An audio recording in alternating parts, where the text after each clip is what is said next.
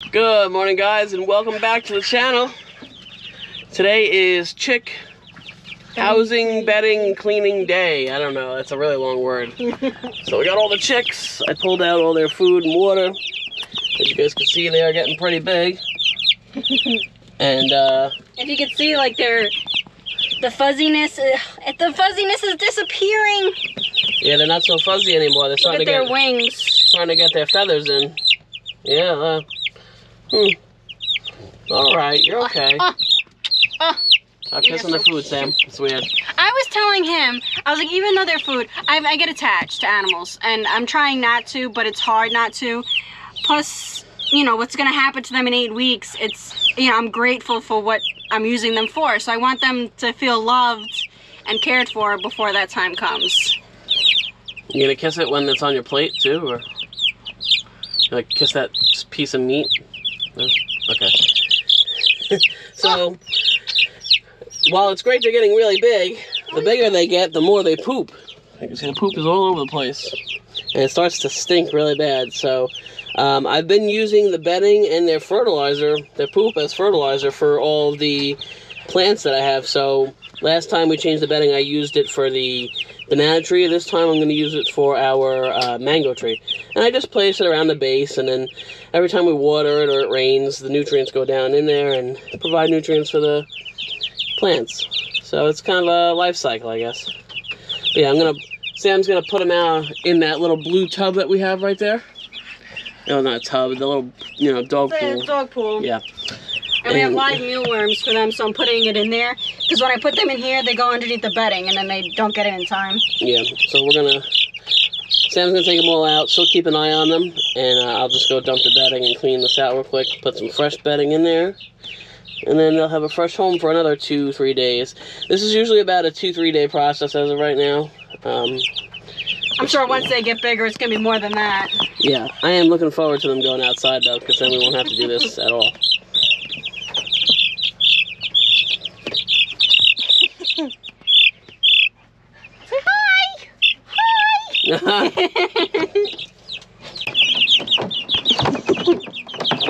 I'm gonna give them some live mealworms, since this is a lot easier for them to go at it. That way they can't hide in the bedding.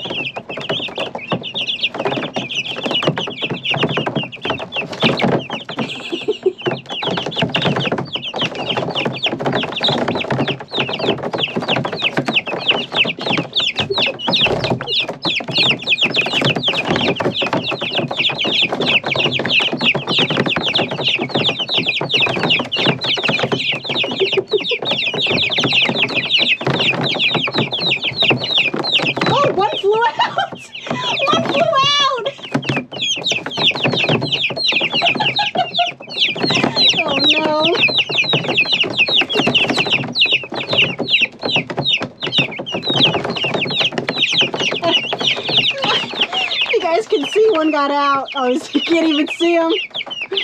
There he is. What are you doing? Hi.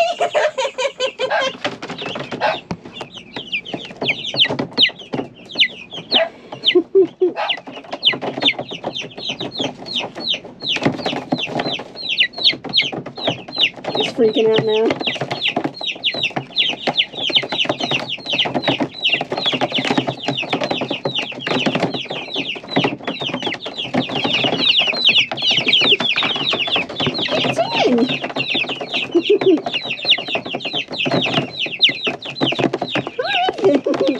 You want a worm?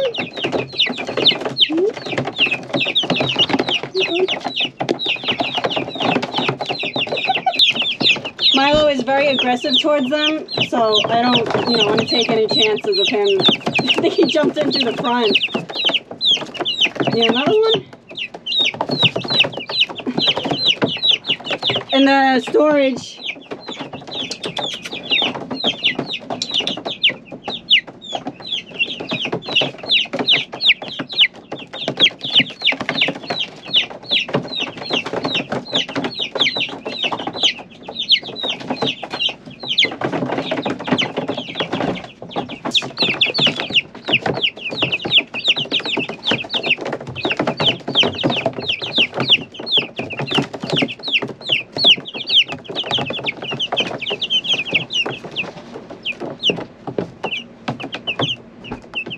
some of them hide pretty good.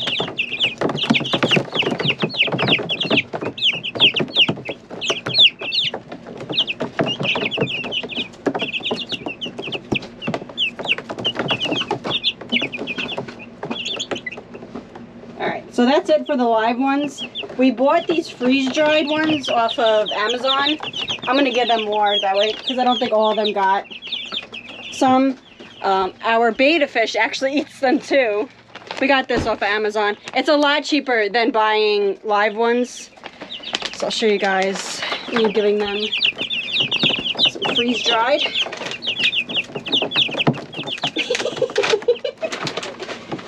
Ready? Alright, hold on, I'll give you one.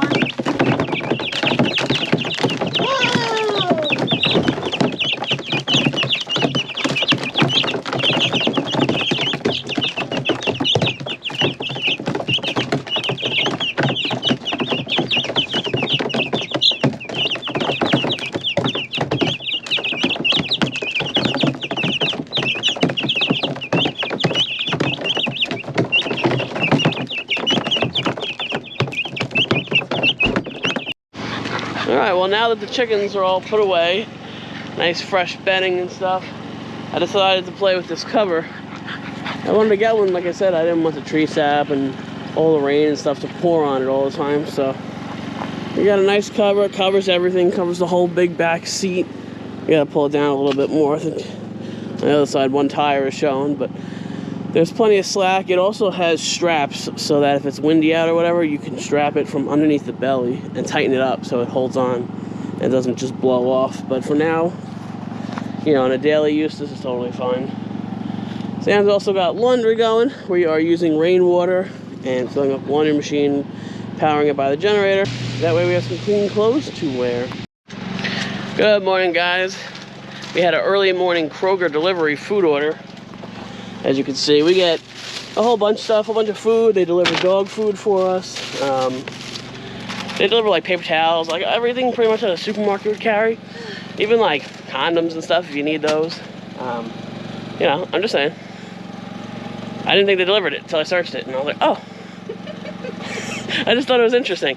You know, like you pull out your eggs, your milk, your condoms, your lube. You know, you never know. You never know what you might need. Anyway, so I got a couple things yesterday. I'm just trying to start putting everything together for the solar system. I got 2 boxes of these. These are the clips that are going to mount the solar panels to the roof. So they come in weird sets. Like I needed 24 of them, but they don't have 24. They have like 2 sets of 16 or whatever it was. So I got 2 sets of 16. I'll have extras for if I ever add more solar panels on the roof. And then a subscriber the other day mentioned these. These are like fabric stakes, lawn stakes, I guess. And these are 7-inch or 8-inch or something like that. Or at least that's what she tells me. And they're gonna go down below to the netting, to hold the netting down. That way, hopefully nothing comes in and you know, lifts the gate up. No predators try to get in. I'll keep an eye on it, of course. And if we still have an issue, I'll get some cinder blocks or something to hold it down more. But I still have about a week and a half till I can let them out. They are getting pretty big for their enclosure. And I kind of acclimated them to the weather in the RV now. I don't have the heat lamp sitting on them all the time, and they do really well. Sometimes you'll see them huddled together for warmth, but they look okay. They're all sleeping. And then at night is usually when I put the heat lamp on because, you know, obviously it's cooler out, the sun's not beaming on the RV, so it's not heating it up. And we don't keep the AC on, we just run fans during the day. And I think the high today is 85. So it'll be plenty warm in there. You know, we'll have the windows open for a breeze, but it'll be plenty warm for them. All right, so it's a nice warm day, about 85 degrees. So we figured we'd let the chicks out. We're gonna put them in this, you know, screened in tent thing. We'll let them run around a little bit. What do you guys think? Close the door so they can't come out. Uh-oh. Oh, there's one stuck in there. It's so sad. Oh. What do you guys think? boy pooped. Yeah. Oh, this one's... Oh, I just heard she squirted. I don't know if I got that on film, though. He was looking right at the camera when he pooped. He's like, yeah, take this. Got the little butts. Ew, another one pooped. Oh, they're pecking into the grass already.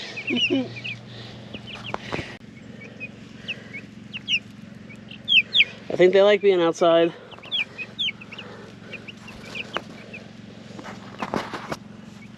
That's not food. Oh, this one's muddy butt. You gotta wipe him. That's gross. They're getting plump. Look at this one. He's plump. Oh, you're gonna be like a 10-pound bird. Come on. I'm ready. Oh, that one's pooping. You're Cody? I mean Milo? Yeah, they are not happy. I can't have the dogs out here though because they I don't know, they want to eat them. I mean, I want to eat them too, but I don't go after them. What do you think, Sam? It's cute. Oh, that one's ready to fly. Oh. They like coming here, so as long as you don't try touching them. I just wanted to pet you. Oh, that one's, I don't know what that one's doing.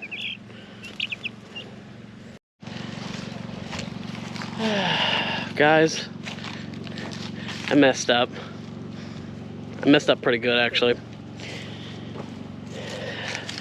So I must have misread the dimensions on these panels or something. I don't know what happened. Or I read the wrong area, but these panels are 450 watts each. So they're pretty big panels. I didn't think they were as wide as they are. I don't know, and I guess I didn't think they were as long as they are either. And I was talking to this RV tech who I was going to try to have come out here and install them.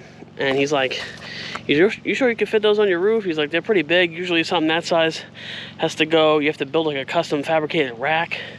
Because it has to go over the AC and stuff, or over your vents and whatever. I'm like, oh crap, you know. At first I'm like, nah, it's fine, yeah, it's good. But then, you know, that little voice inside of your head is telling you to go check. So I throw the ladder up and I go check. I'm way off. I'm like a foot, like from on the side. I was going to put 2 in the front, running, you know, long ways along with the RV, and it's like a foot over on either side. And so that's not gonna work.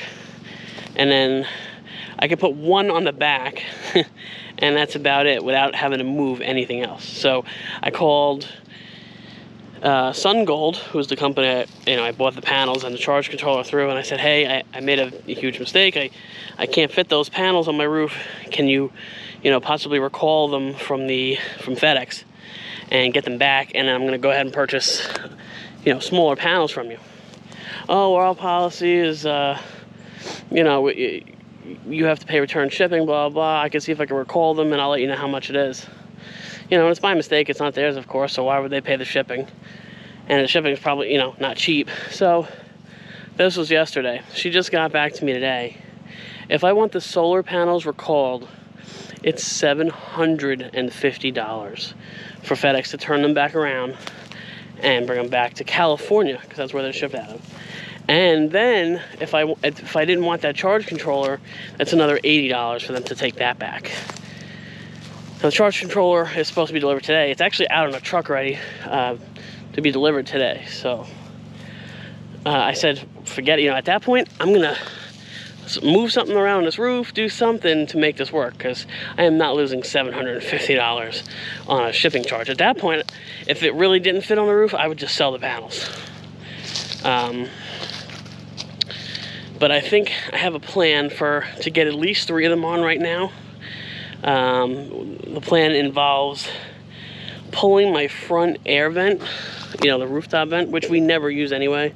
We keep one of those insulated pad things in it, and so I'm not really too worried about removing that. I would literally just remove it, get some kind of like heavy duty construction adhesive, lay a piece of plexiglass down, and then seal around it with like liquid Dicor, self-leveling sealer.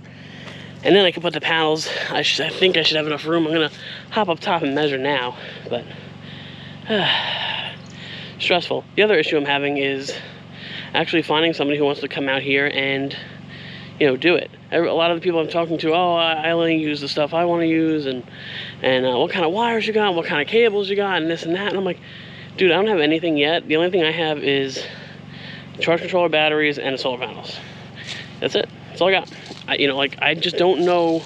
I've been watching a million YouTube videos about how to wire everything and what gauge cables I need and stuff. It's blowing my mind. I really wish I had somebody who could just, run me through everything step by step and tell me exactly what I need. I also learned recently that I need some kind of fuse, and that way it doesn't like blow the RV up. I don't know. I'm just, it's overwhelming for sure. But I'm gonna hop up there right now and make sure these panels fit. I have the exact measurements written down, so I'll take a look and I'll get back with you guys once I get up there.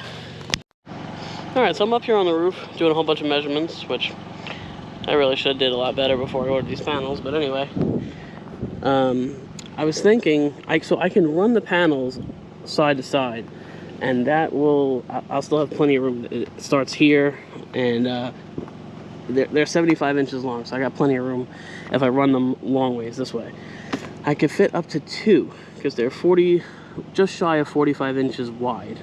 So, which makes them about 90 inches, and that's if they sit butt to butt. Now, this is 90 inches, so it'll start from where that tape measure is, just a couple inches in front of the air conditioner, and it'll run all the way to this front seam. And it'll pretty much cover this whole area. I'd still have to pull this vent, obviously. Starlink's gonna have to get out of the way. And then I'm gonna hop up on the roof now and do some measurements and see if there's anywhere else for me to put another panel, maybe 2.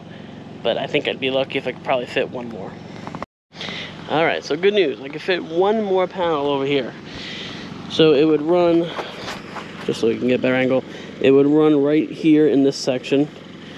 And this is the width of the panel at 45 inches. So it would just fit in between here with a couple inches to spare, maybe 1 or 2 inches on either side between the skylight and the vent. So that's 3 panels. I don't think I could do 1 on the back. I don't think I have enough room. I'm definitely not pulling that vent. I really like that during the day. It pulls in a lot of cool air, which is great, especially at nighttime. And so that's not going anywhere. Well, I'm glad at least I could fit 3. It's a good start. All right, so it looks like, because I tried to measure it over here, and it's not wide enough. I'm like 3 inches short. I was gonna try to run 1 long ways, but I don't have enough room for the width here, so. Looks like 3 of those is gonna be my max, and then I was doing research on how, if I could possibly put a different size solar panel on, and they're saying that's not recommended because it can lower the maximum voltage. So I definitely don't want to do that. So I guess I'm just going to go with 3 for now. So with those 3 panels on the roof, I'll have 1,350 watts of solar. It's not the, amount that I wanted, but I wanted quite a bit more. But I'm thinking with those 3 extra panels that I'm going to have now, because there's 6 panels. I don't know, I butchered this one. But anyway, over there, I might set up a solar array one day, like on like a stand, maybe something I can move around, pivot, so I can keep it facing towards the sun. But that'd be a good start. I already have over 1,300 watts of solar, and I can always add more to that, make a big solar wall and have a charge controller somewhere, maybe put like a shed or a Connex, one of those storage containers over there. At least I can fit a couple on my roof, I guess. Alright, well literally as soon as I stop recording, the FedEx guy pulls up and my charge controller came. So this is it. Pretty much just did a quick unboxing just to see what I got, but this is a 5,000 watt charge controller. And they gave some cables and some wires and some bolts. This is why I need somebody to come and help me, because this stuff is overwhelming. And while there is a instruction manual and everything, it's like speaking a bunch of gibberish to me. So I don't know. This is just another piece, at least, to the puzzle. And we'll put it in here with the rest of all the solar stuff. That way, once I get everything, it'll all be together, and whoever comes and installs it will have everything where they need it. And now I just got back from Tractor Supply. We're just so busy over here today. Pretty much picked up some more bedding. This is pine shavings. The cheapest price I found is a Tractor Supply. These are $6.79. The other one I got, I swear they're the same size, but this one is $6.79 and the other one was $6.79. This one is 8 cubic feet. The other one is like 6.6 cubic feet, but I swear they look the same size. And then I got, these are bigger feeders and waterers for them for when they go outside, because on the smaller ones, they're starting to like bang into each other pretty good, you know, when they try to huddle around the smaller one. And then